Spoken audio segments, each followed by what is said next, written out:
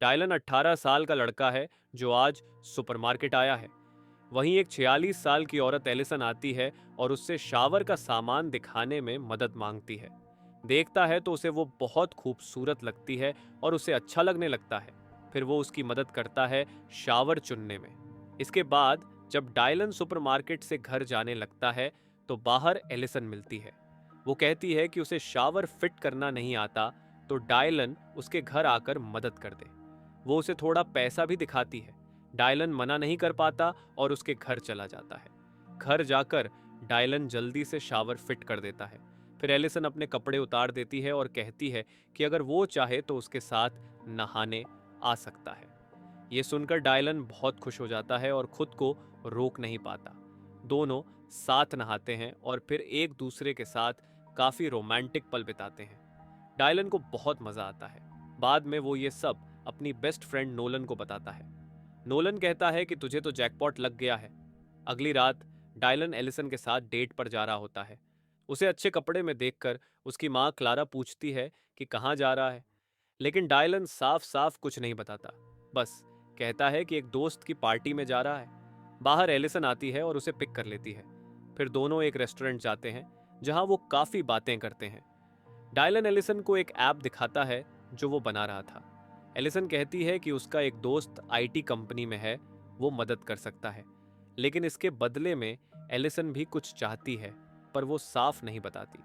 अब Dylan college जाना छोड़कर ज्यादा समय एलिसन के साथ बिताने लगता है।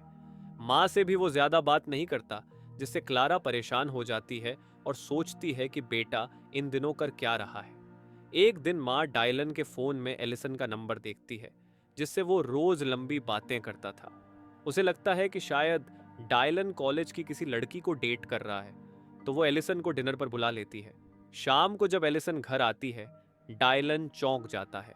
एलिसन बताती है कि उसकी माँ ने डिनर पर बुलाया है। माँ क्लारा एलिसन को देखकर हैरान रह जाती है कि उसका बेटा इतनी बड़ी उम्र की औरत को डेट कर रहा है। डिनर के दौरान एलिसन और क्लारा के बीच किसी बात पर झगड़ा हो जाता है और एलिसन गुस्से में वहां से निकलने लगती है। डायलन उसे रोकने की कोशिश करता है, लेकिन वो नहीं रुकती।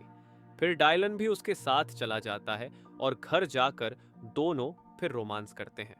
अब क्लारा को एलिसन की हरकतें अजीब लगने लगती हैं। वो उसके बारे में इंटरनेट पर रिसर्च करती है। पता चलता है कि एलिसन की शादी एक बहुत अमीर आदमी से हुई थी, लेकिन कुछ महीनों में उसकी मौत हो गई, और वो भी संदिग्ध हालात में। ये जानकर क्लारा सोचती है कि उसे किसी भी हाल में अपने बेटे को एलिसन से दूर करना होगा। अगले दिन वो अपने बेटे को लेने जाती है, लेकिन एलिसन दरवाजे से ही उसे भगा देती है और कहती है कि वो उसके बेटे को उससे छीन लेगी। ये सुनकर क्लारा डर जाती है और घर लौटकर डायलन की क्लासमेट फ्रेया को डिनर पर बुला लेती है, क्योंकि उसे पता था कि डायलन को फ्रेया पसंद है। उधर एलिसन डायलन से कहती है कि वो उसके साथ ही रहे ताकि दोनों खूब एंजॉय कर सकें, लेकिन डायलन मना कर देता है और घर चला जाता है। रात को फ्रेया घर आती है और डिनर होता है। डायलन उसे देखकर खुश होता है। माँ के कहने पर दोनों बाहर घूमने जाते हैं और एक दूसरे को किस करते हैं, क्योंकि फ्रेया को भी डायलन पसंद था। लेकिन जब डायलन चला जाता है तो एलिसन फ्रेया को धमकी देती है कि अगर वो डायलन से दूर नहीं रही तो वो उसे मार डालेगी। ये सुनकर फ्रेया डर जाती है और डायलन के कॉल्स भी नहीं उठाती। फिर एक दिन एलिसन डायलन को अपने घर बुलाती है अपने आईटी कंपनी वाले दोस्त से मिलवाने के लिए। वो डायलन को जॉब का ऑफर देता है, लेकिन डायलन मना कर देता है क्योंकि उसे पहले कॉलेज खत्म करना था। इस पर एलिसन गुस्सा हो जाती है और उसे बेहोश करके बांध देती है। डायलन के घर ना आने पर माँ एलिसन के घर जाती है। एलिसन उसे बंदूक देती है और कहती है कि अब सिर्फ एक ही जिंदा बचेगा। फिर वो दरवाजा बंद कर देती है। माँ एक्टिंग करती है जैसे उसने खुद को मार लिया और जमीन पर गिर जाती है। जब एलिसन उसे देखने आती है तो माँ अचानक उठती है और उससे लड़ने लगती है। जब एलिसन माँ को मारने ही वाली होती है, तभी माँ का बॉयफ्रेंड जोनाथन आता है और एलिसन पर हमला करके उसे मार देता है। इस तरह सब लोग बच जाते हैं। एंड में फ्रेया और डायलन रिलेशनशिप में आ जाते हैं और अब दोनों बहुत खुश रहते हैं।